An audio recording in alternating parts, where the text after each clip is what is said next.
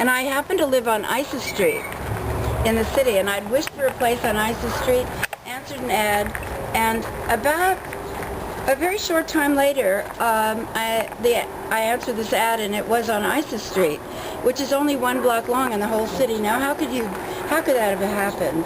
Except it was quite a miracle. And from there, I started my little business that I had making jewelry and giftware. And then I was so successful in that place that I expanded to another space that was right in the backyard, a big workshop building, like a factory, and ended up with 40 employees making all this jewelry and giftware. And then there was another space, a building that backed up to Isis Street, and I wanted more room for my ocelots that I had then. And I ended up with 3 buildings, and all attached together in the backyard in San Francisco. And that's where I had my 6 ocelots. And when they said, you can't have any wild creatures in San Francisco, which makes me very disappointed, because, you know, the city is named for St. Francis, lover of all animals. Yes. So they were getting rid of all these nice animals that were in the city, except dogs and cats and canaries. And so I decided, well, maybe I should move to the country. So I looked in the paper one day, and even though I had these 3 buildings and my gallery that downtown San Francisco, I actually decided maybe I'd give all that up and move to the country. And I looked under country properties, and I saw an ad that described this property.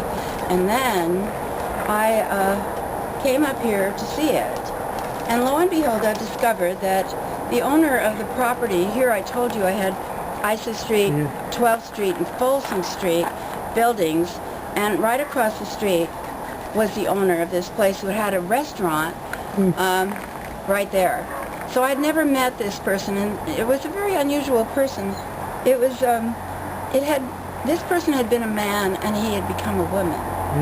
So, and actually he was the grandson, previously, of John Muir, and then, and then later became his granddaughter.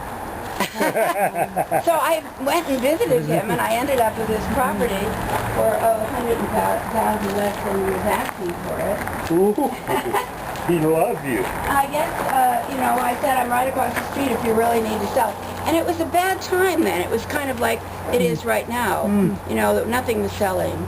But, so I ended up with this place, and it was a lot for me. I mean, I was thinking of retiring in the country. No. I've been working hard ever since, doing one thing or another, because of the lodge. I mean, I got the lodge, the theater, my house, the dining room, and I kept adding birds and things. There were peacocks here when I came, and from there I added the pheasants and then all these other birds, and now I have about 75 different kinds of birds, including swans. Did you see the swans? I have a black and white swan, and yeah. So right here I'm going to introduce you to Isis, who's our... Isn't that a coincidence? Well, you know, one of the cats has to be has called a Isis. cat You have to call it Isis. Somebody has been hosing down the cages, so just to keep them cool. And you can come in here. She really doesn't mind having her picture taken, if you like. Can I invite someone to see you? Here she is. Isis. She's the nicest cat. Sit up for us. We want to see you better.